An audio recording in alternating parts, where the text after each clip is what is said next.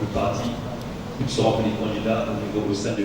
6 points constituaient cette séance de restitution des conclusions de la concertation de Ouesso, notamment la révision extraordinaire des listes électorales, le statut définitif du bulletin unique. La concertation de Ouesso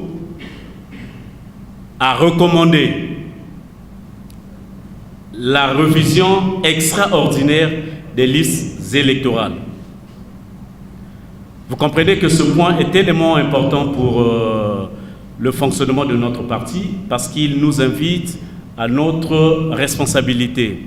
Donc le principe du bulletin unique a été acquis et acté lors de la concertation de Ouesso.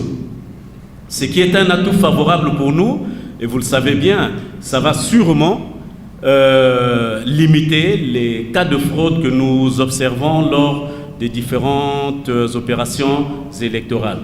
Autre conclusion, la création de nouvelles conscriptions électorales et la loi sur les partis politiques votée récemment. Création de nouvelles circonscriptions électorales.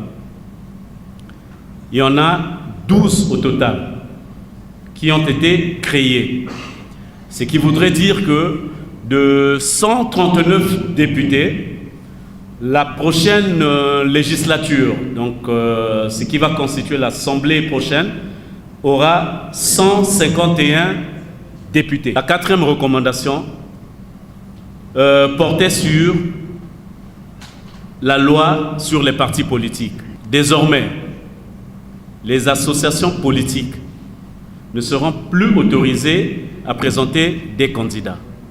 C'est désormais aux partis politiques de présenter des candidats. Enfin, le financement de la campagne électorale et la non-implication des préfets dans le processus électoral. Elle était relative au financement des campagnes électorales.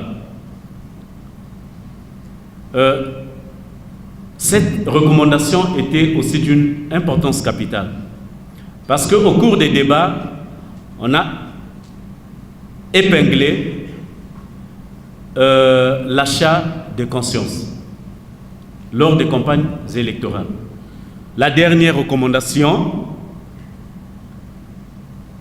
elle faisait trait à l'implication de l'administration du territoire dans le processus électoral. C'est-à-dire, vous le savez, il y a eu un certain temps que les préfets, les sous-préfets, les maires, même les secrétaires généraux, étaient partie prenante en amont comme en aval du processus électoral dans notre pays.